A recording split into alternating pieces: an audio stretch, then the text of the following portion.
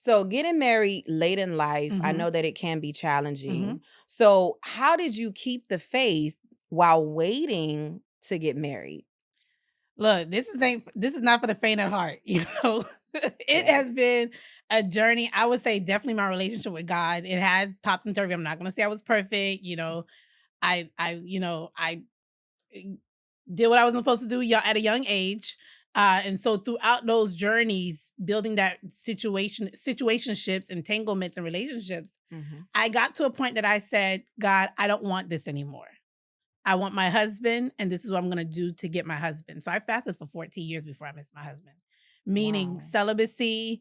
I didn't eat meat for a part of that portion because I was like, I knew I was always supposed to be married. I knew I was always supposed to have children, even from a little girl. Mhm. Even though I was big on school, big on working, I was a workaholic in my 20s and 30s. And God was like, you need to slow down. You're trying to get to the mountaintop, but you're missing the experience that I'm trying to give you, the experience that I have for you. And he was like, you need to change your focus. And so that he always pulled me back.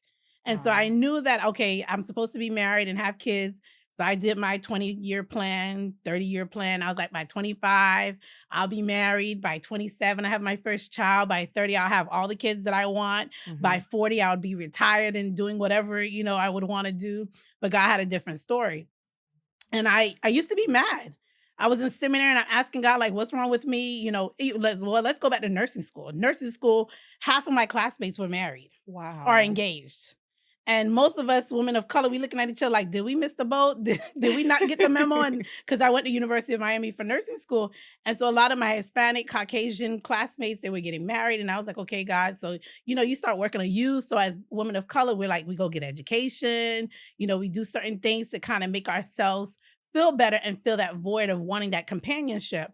And so in the journey, I was like doing all these different things. And God was like, okay, all Mhm. right, you need to kind of redirect this thing. And so I met a guy. This was before my husband. I met a guy, and this was still on my journey of celibacy and fasting and stuff.